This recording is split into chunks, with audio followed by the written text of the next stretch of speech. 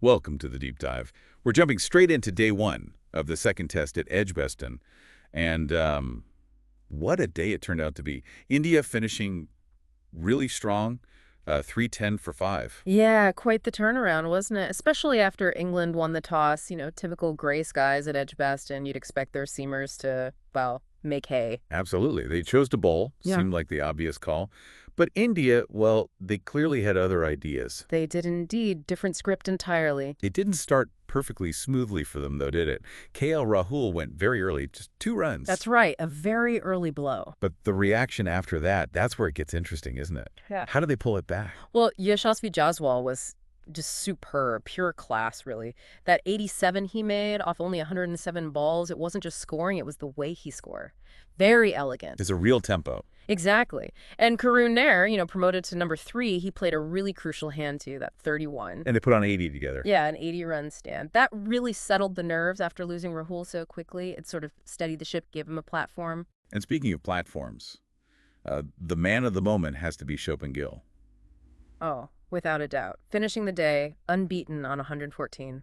Just phenomenal. And that's back-to-back centuries as captain. That says something, doesn't it? More than just form. It absolutely does. It's leadership from the front. When your captain does that, it just lifts the whole dressing room. You could almost see the confidence growing. He looks so calm out there, too. Composed, elegant. Yeah, that's his style. Takes his time, seems to soak up any pressure, and then just finds the gaps. Effortless, almost. We also had that little burst from Rishabh Pant, didn't we? Quick 25. We did. 25 off 42. And classic Pant. Threw in a 6 for good measure. Short but entertaining. And then Jadeja comes in. He's still there, 41 not out. And that partnership with Gill, Yeah, really solid. very solid. 99 runs together. That stand really pushed India into this commanding position. Took them past 300 to end the day on 310 for 5. Shows their batting depth. So let's flip to England. Their bowlers, they worked hard. Wokes looked the best of them. Yeah, Chris Wokes was probably the pick, definitely. 2 for 59. Bowled some good spells. But you're right, they toiled. And that pitch seemed to get easier as the day went on, didn't it? Flattened right out.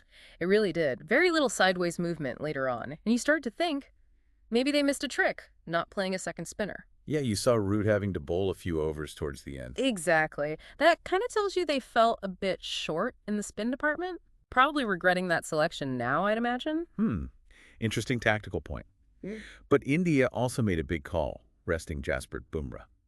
That was bold. It really was. Bringing in Akashdeep, Nitish Reddy, Washington Sundar. Quite a few changes. And Gill said it was about saving Bumrah for the Lord's test. Strategic thinking, but a risk. Oh, definitely a calculated risk. Yeah.